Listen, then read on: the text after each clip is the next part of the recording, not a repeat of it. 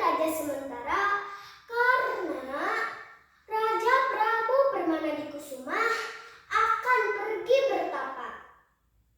Namun, ada dua syarat yang diberikan kepada Arya Kebonan. Pertama, Arya Kebonan wajib memerintah secara adil dan bijaksana. Kedua, Arya Kebonan dilarang memperlakukan permaisuri di istana layaknya sebagai istrinya sendiri. Arya Kebonan pun setuju dengan syarat tersebut. Raja dengan kesaktiannya mengubah wajah Arya Kebonan menjadi lebih muda dan memberi nama baru, yakni Prabu Brahmawijaya Kusuma. Sosoknya pun diperkenalkan kepada rakyat sebagai raja yang kini lebih muda dan berganti nama baru. Sayangnya, Prabu Brahmawijaya Kusuma justru bersikap sombong setelah dirinya menjadi raja. Ia pun memperlakukan dua permaisuri Prabu Permanadikusuma yang bernama Dewi Pangrenyep dan Dewi Naganirun seakan-akan adalah istrinya sendiri, meski keduanya sudah berusaha menghindar. Pada suatu hari, Dewi Pangrenyep dan Dewi Naganirun bermimpi kejatuhan dan menimbang bulan. Sebuah mimpi aneh karena biasanya hanya dialami oleh perempuan hamil. Prabu Brahmawijaya Kusuma yang merasa tak memperlakukan keduanya sebagai istrinya sendiri lalu memanggil petapa untuk menjelaskan arti mimpi tersebut. Prabu Brahmawijaya Kusuma tak terima dengan ucapan ajar Sukaresi dan berusaha membunuhnya menggunakan keris. Namun, serangan Prabu Brahmawijaya Kusuma tidak mempan dan kerisnya malah bengkok. Kendati demikian, tubuh ajar Sukaresi kemudian tetap rubuh dan menjelma menjadi seekor naga yang bernama Nagawiru. Sementara itu, kedua permaisuri menjadi benar-benar hamil seperti apa yang dikatakan oleh ajar Sukaresi. Setelah hamil, Dewi Pangrenyep melahirkan anak laki-laki yang dinamai Haryang Banget, sedangkan Dewi Naganingrum telah melahirkan.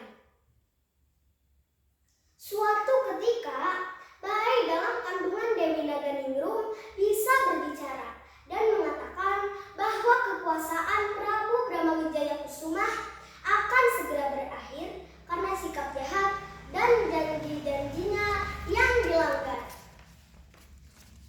Singkat cerita, persekongkolan Prabu Brahmawijaya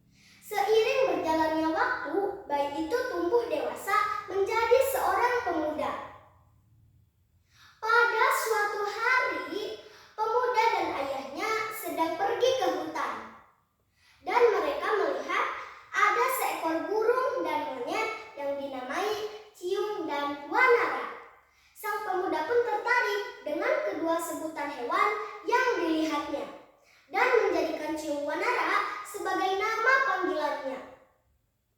Ciung Wanara dibekali telur dan diberi wejangan agar telur itu nantinya bisa ditetaskan dengan melalui bantuan unggas. Di tengah perjalanan, Ciung Wanara bukannya menemukan unggas, namun justru bertemu dengan naga biru. Kepada naga biru, Ciung Wanara meminta agar telur yang dibawanya bisa ditetaskan. Tak terasa, anak ayam Ciung Wanara sudah menjadi ayam dewasa dan perjalanannya ke Galuh sudah hampir tiba di tujuan.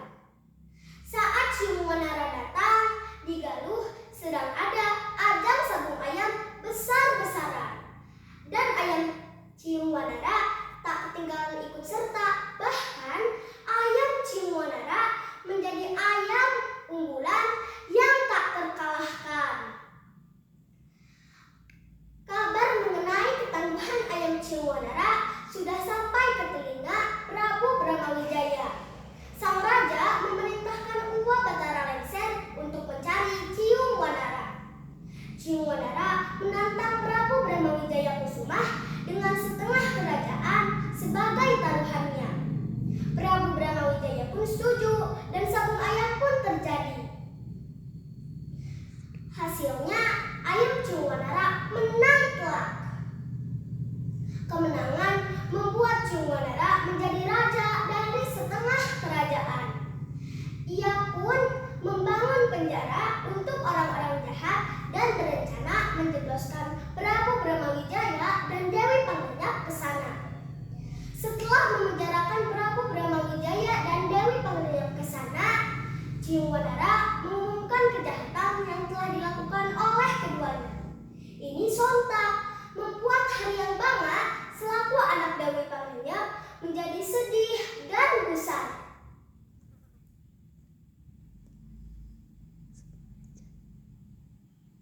Sebuah rencana pemberontakan disiapkan untuk melengsarkan Ciung Wanara. Pemberontakan benar-benar dijalankan. Pertarungan tak terhentikan. Di tengah pertarungan antara Ciung Wanara dan Haryang Banga, tiba-tiba muncul sosok raja, yaitu Raja Prabu Permanadikusumah, Ratu Naganingrum, dan Uwa Batara Lengser. Sang raja dengan tegas melarang keduanya bertarung karena mereka adalah saudara. Sang raja mengeluarkan titah bahwa keduanya akan menjadi pemimpin kerajaan. Ciung Wanara memimpin di kerajaan Galuh dan Haryang Banga memimpin di kerajaan di negara baru yang terletak di timur Sungai Berbes. Nah teman-teman, demikian kisah Ciung Wanara. Dan jangan lupa membudayakan membaca ya teman-teman,